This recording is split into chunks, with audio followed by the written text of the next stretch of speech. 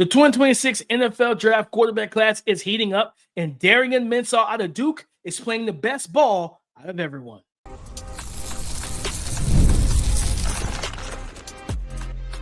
You are Locked On NFL Draft, your daily podcast covering the NFL Draft. Part of the Locked On Podcast Network, your team every day. Welcome back to the Locked On NFL Draft Podcast, your daily podcast covering your favorite draft prospects. Part of the Locked On Podcast Network, your team every day. I'm your boy, Damien, Parson. I'm an NFL draft analyst with Bleacher Report. That's my guy, Cade Sanchez. He is a director of scouting with the Draft Network and 2019 national champion with the LSU Tigers. And as always, thank you for making Locked On NFL Draft your first listen today and every day. Shout for being our everydayers. It's time to talk quarterbacks after week 10 of the college football season and what it means for the 2026 NFL Draft. QB of the week. Which quarterback stood out the most and had the best performance? We'll talk about that. Those stock rising performances from the quarterback class and the stock falling performances from this quarterback class. But before we get into all of that, today's episode is brought to you by FanDuel. Right now, new customers can bet just $5. And if your bet wins, you'll get $300 back in bonus bets to use freely across the app. Keith, you talked about him. I think you gave him your game ball. And for me, my QB of the week is Darian Mensah. I watched that game from start to finish. Like I said, 66% completion percentage, 361 yards passing, 4 passing touchdowns, and the 2-point conversion. And he's listed as 6'3", like 190, 205, something like that. He's a little lean. I think I would like to see him fill the frame out just a little bit for the NFL. But man, this dude is surgical, Keith. He is surgical. He is smooth. He's just like he's a gamer, man. Like the accuracy, he had a couple throws. Of course, one was like a busted coverage. Clemson didn't cover one of his receivers, and he found them and hit them or whatever. It's like, all right, yeah, cool. That's a solid, graded throw. But he had I think it may have been either a seam or a post where he split. I think it was like cover 2 or whatever, split the 2 high safeties, just dropped it in the bucket. But not only that, it was just like third downs, the timely throws to his tight end, getting the tight end involved, and like the accuracy and the ball placement he played with. Now, Clemson fans are probably like, man, we should have won that game because the refs call holding on Avion Terrell. I'm not going to lie, I didn't agree with the call myself personally. I was like, that seems kind of ticky-tacky, guys. Like, because, they got pressure on him. Peter Woods and those guys were able to collapse the pocket. He's kind of rolling back, and he just throws up a prayer. And it fell short and everything, but they called the flag. They threw the flag. And he benefited from it, man. And the aggressiveness and the thing, even though he's a calm, cool, collective quarterback in the pocket, after he threw, I think it was the 2-point conversion, the emotion, the passion that he showed, like he wanted that. I think this is going to be like, depending on who returns, right? I don't know if Ty Simpson might return, Dante Moore might return because of the injury and stuff like that. Arch Manning more than likely returns. The way he's playing, he's going to be in the mix, if not, to me, the leading candidate for QB1 heading into next season. This dude has been playing good ball all season. And I think you said it yesterday, Keith, only 2 interceptions all year. It's hard not to throw interceptions. Like we see quarterbacks do it all the time. It's hard not to throw the ball. Just ask some of these quarterbacks, right? We've seen a lot. I'm trying to tell you. So to just throw 2, he's not putting the ball in harm's way. He's playing outstanding right now. Yeah, so DP, man, I have a lot of different things I want to attack about this, and I started to go a different way, but I'm gonna just go with this way. He's my quarterback of the week too. He deserves a lot of credit, and he deserves the spotlight that is starting to put on him, that we're putting on him, and hopefully there starts to be some national media recognition. First of all, we talked about interceptions. DP, this young man has not, and I'm gonna knock on wood, and I don't want to jinx him. He has not thrown an interception since September 13th. He's going on 2 full months without throwing an interception. And for everybody that's listening, like, okay, well, maybe he plays it safe. This is not a guy that plays it safe. I believe it was the game against Illinois. This guy is hitting smash concepts, right? And really fitting the ball in between 2 defenders. He's a guy that throws in the middle of the field. He'll throw it, on a perimeter. He'll push the ball vertical. He'll take intermediate and short if need to. So he is accurate. And I remember taking this all the way back to the transfer portal this previous season when he left Tulane, right? And Tulane is my neck of the woods. And I knew they had a pretty good quarterback. But remember the rumors, and I'm not sure how accurate it is, so don't quote me on this, right? But it was like, oh, he's getting, he's going to be the highest paid, at the moment, it was like the highest paid NIL quarterback ever, or it was some conversation like about that, right? And I was like, man, that's pretty, it's pretty hefty expectations to put on a guy. And then I was like, I mean, if he's getting paid that much money, why he's going to Duke, right? Duke. It. But I'll say this, he's playing his butt off.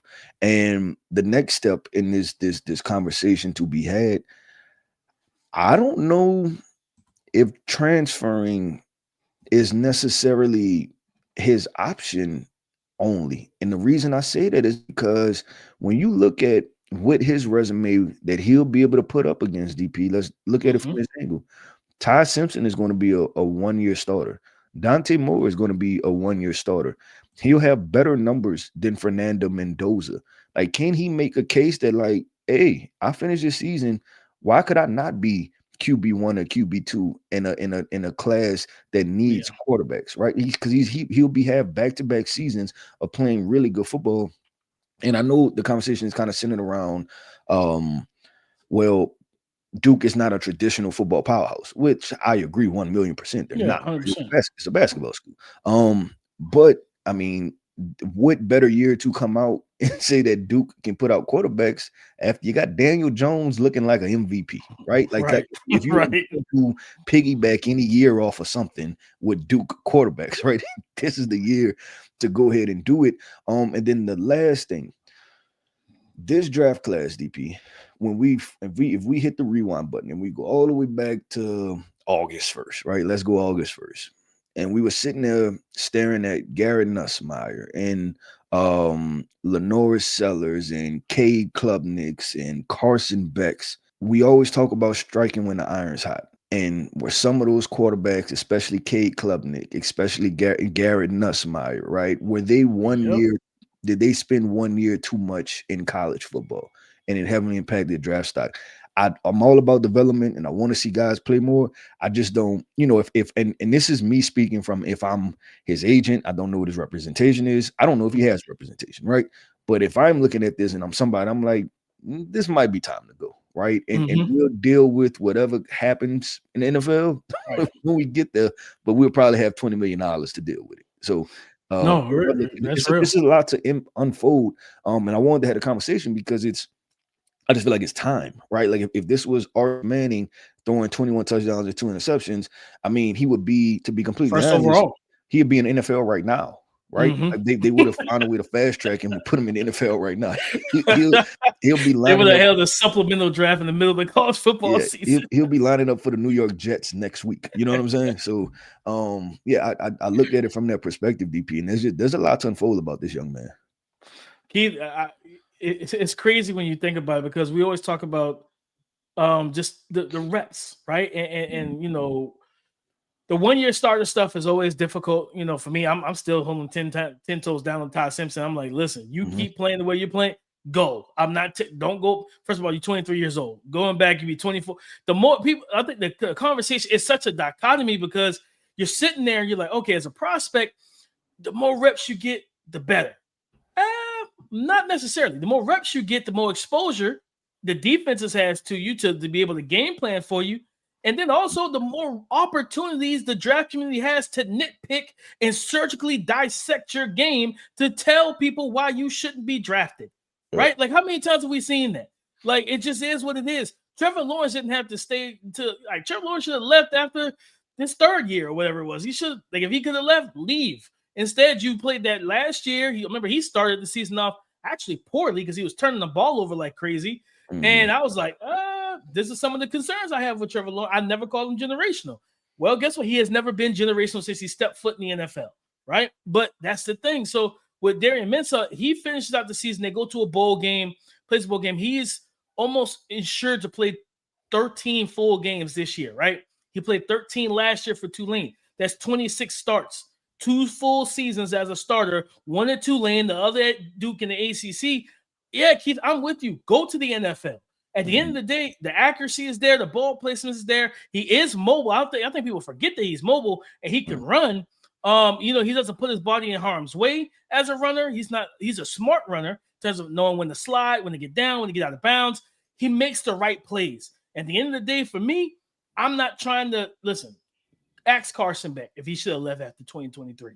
Carson Beck can tell you right now, yes, I should have. I should have went to the league and said, forget everything else. Darian Mensah if he continues this the way he's playing, Keith, it's going to be very difficult, in my opinion, for the NFL to look at him and say, you know what? No, we don't want you to come out this year.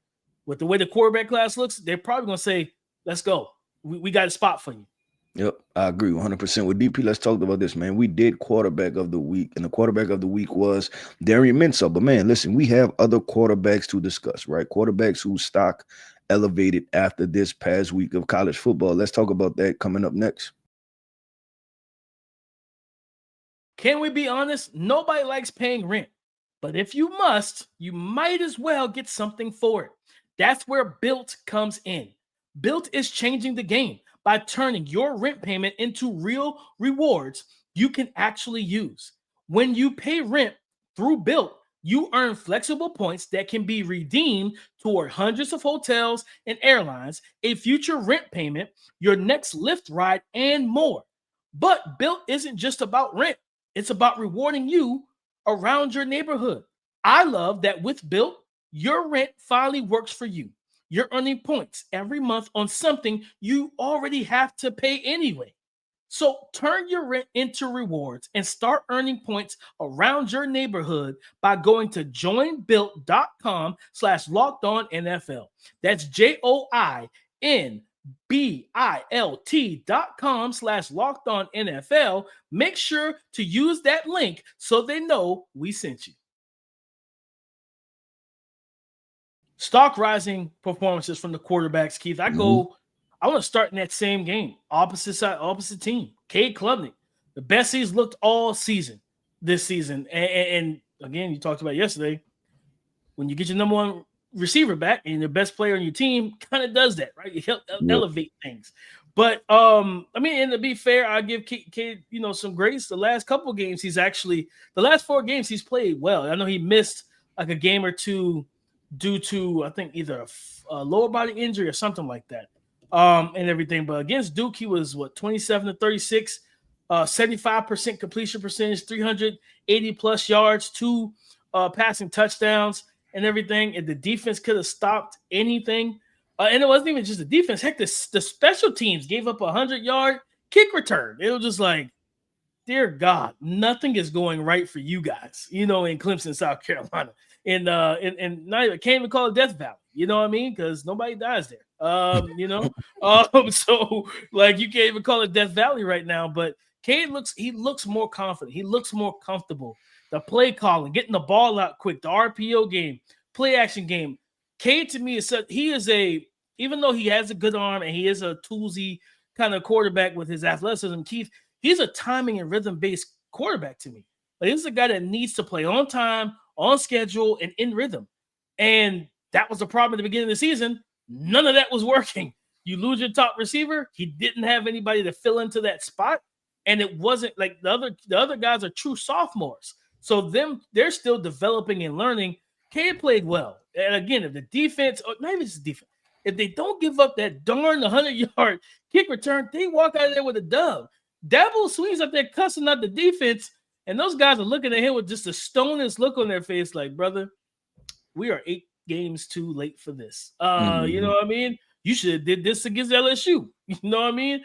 But yeah, shout out to Cade, a guy who I think he's going to, if he continues to play well, he's going to raise his stock up again. It won't get to where it was the beginning of the preseason. Either as a top 5 pick, top 10 pick, or maybe even first rounder. But if you move yourself into that Tyler Shuck territory, that's a good spot for you because Tyler Shuck got his first start in week, whatever it is in the NFL this past weekend. Yep. And I'll say this to your point with Cade Klubnik, DP. I'm looking back to the Syracuse game, right? And since the Syracuse game, I believe his ratio right now since the Syracuse game is 10 touchdowns and 1 interception, right? And that's over about a 4-game stretch. That's pretty doggone good. That's somebody that's throwing touchdowns. That's somebody that's protecting the football. That's somebody that's making good decisions overall with the football. Stock riser. Who am I going to pick? It's funny, DP, that you went Cade Klubnik. You want to know why? because I'm gonna go with a throwback name too, right? I'm going with Arch Manning, right? He's playing pretty good football at this moment, right? And I just talked about Cade Klubnik split over the past few games. Listen, the past 2 games for Arch Manning, he's sitting at 6 touchdowns and 1 interception. They got a big time win, a much needed win over Vanderbilt, right? And he played well, TP. He went 25 of 33, 330 yards, 3 touchdowns, 75% completion percentage, right? And then you followed it up with Mississippi State. And I don't know what it is about Mississippi State. And because that was the game that sold me last year, right? Because I think that was the one SEC opponent that he played the entire game. And I just watched him be surgical. I watched him timing and rhythm, mobile, athletic, try different windows, right? And that was the game that sold me. So maybe he just plays well against Mississippi State. I have no idea. That was the game that sold me last year, though. So I felt like I was looking at fool's gold. But to follow it up with a Vanderbilt performance, we had to start paying attention to Arch. And we had to start paying attention to Arch because we have to see what narrative is going to change and flip, because Texas is going to be, and they're going to be back in playoff contention, right? It would just how, they haven't won pretty, but they're winning football games, right? So playoff contention, then now you're talking about big time matchups once you get to the playoffs and things of that nature. I'm not sure if they're going to make the SEC championship, but you squeeze into the playoffs, you're going to get some intriguing first round matchup, intriguing second round matchup, right? So just a name that we have to talk about. And I think this is setting the stage for, if maybe not so much Arch, because we believe he's going to come back.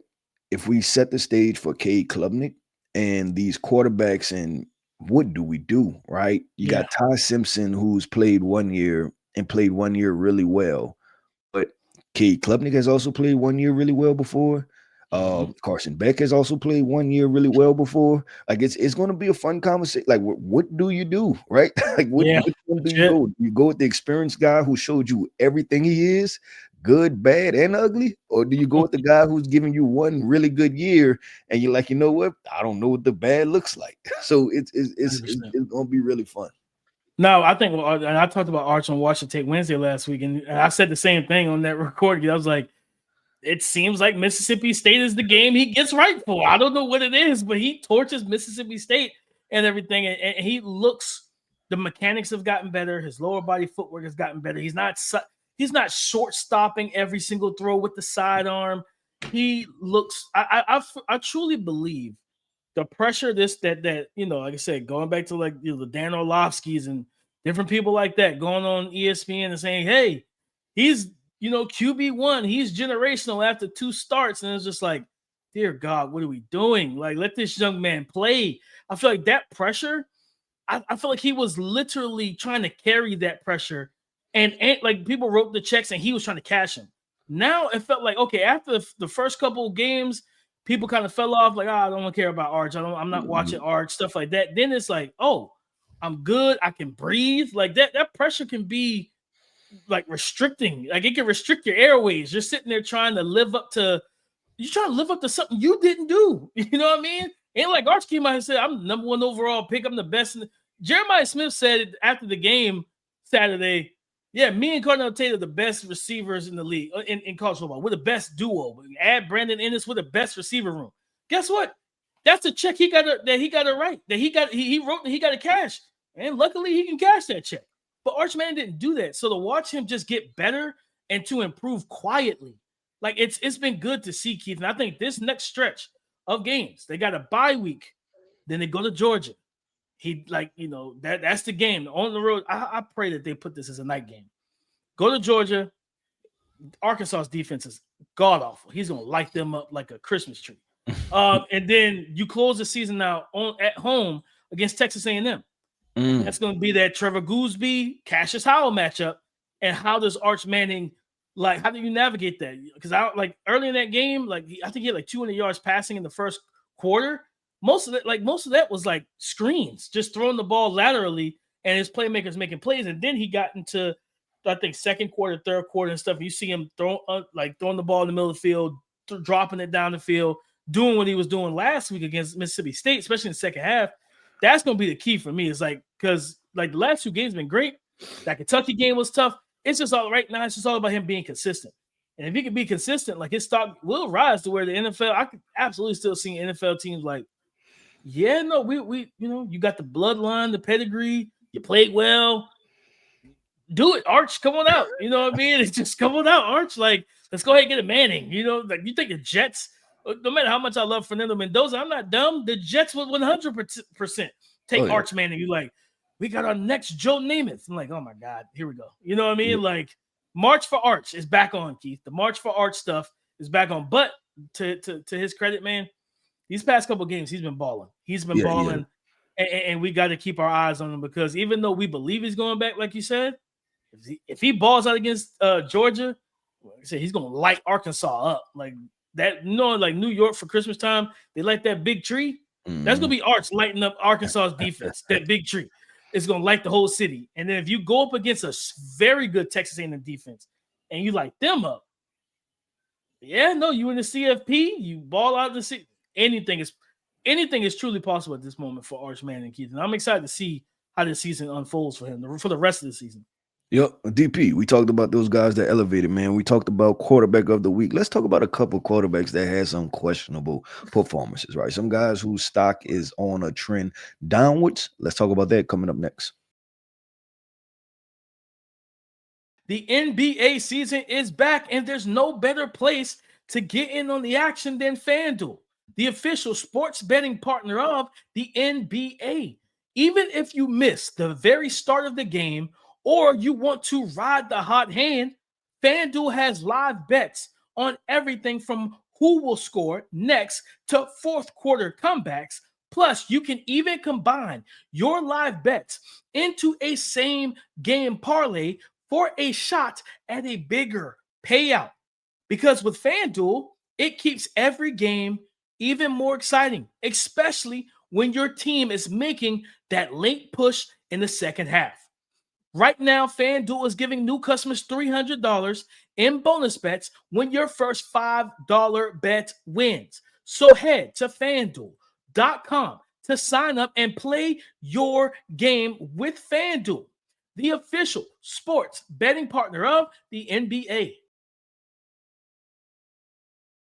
Thank you for making Locked On NFL Draft your first listen today and everyday shot for being our everyday is quarterbacks whose stock are falling right now. The sky isn't falling. It's just the stock of some of these quarterbacks, Keith. Carson Beck. There's a phrase, Keith.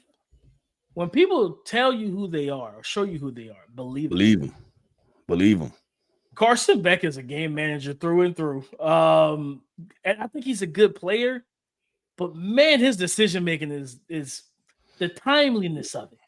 Mm-hmm. It's just not right. Against SMU on the road, this game goes into overtime. SMU ends up winning the game in overtime. Miami had the ball first. Carson Beck was 26 of 38, 274 through the air, 68% completion percentage, 2 passing touchdowns, 2 interceptions. The first interception is definitely not his fault. The receiver got a hold on to that ball, popped it up in the air like a fly ball, and that same DB that intercepted him at the end of the game, Moses, intercepted him the first time. So that first one wasn't on him. That second one, in overtime, you're inside the low red zone, and he's just holding the ball. And I'm just like, you're late. Get the ball out your hands. He goes to Malachi Toney. Interception. Now, did Malachi drift a little bit upfield? Sure. 100% he did.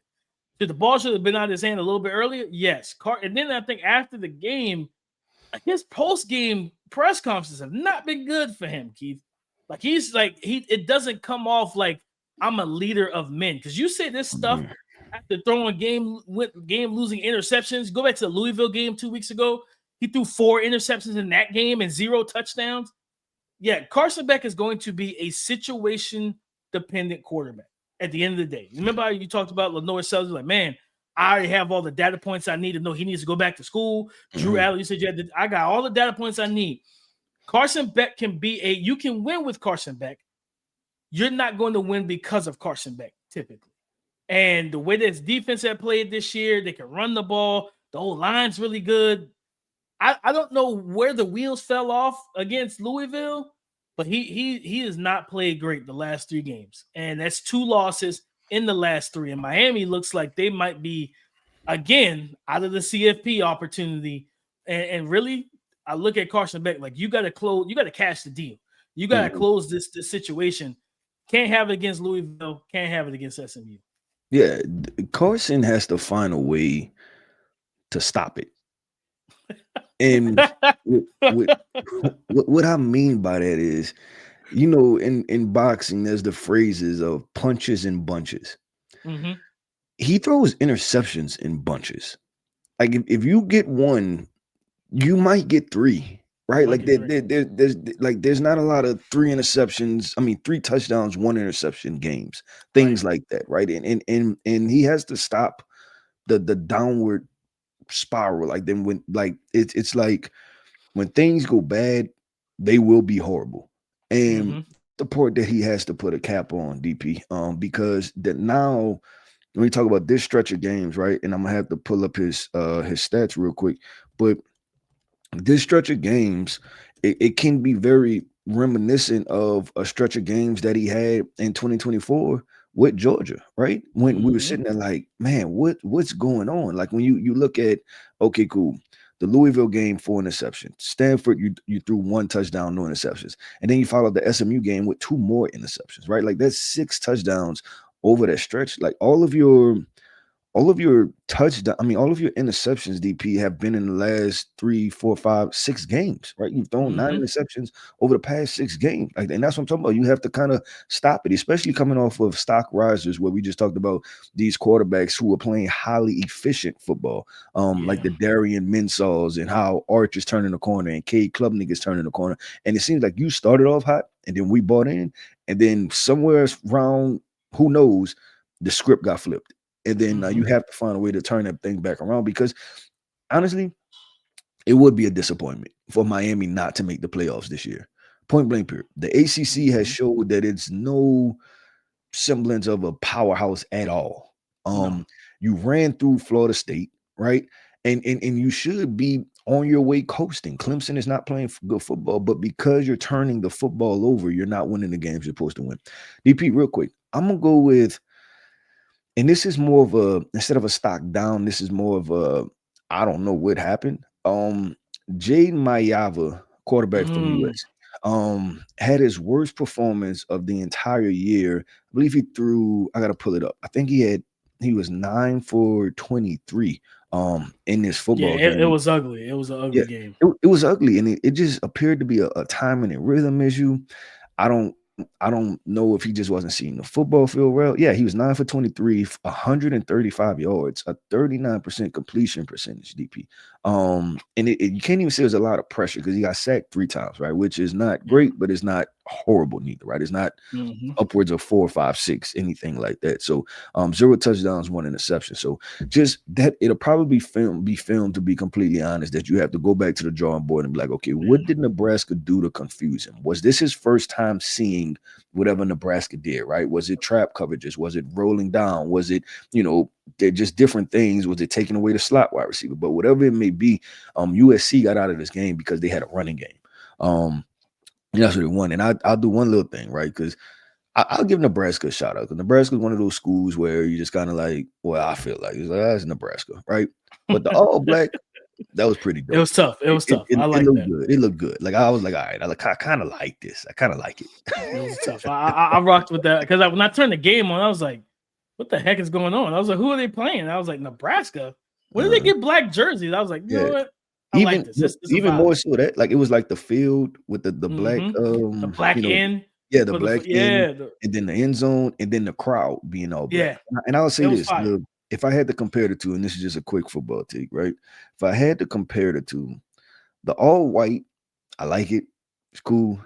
But the all black seemed more intimidating. It seemed more intimidating. 100%. That as you keep developing this program, Matt Rule, that's the go-to. You got them big games at night, go all black, baby. Yep.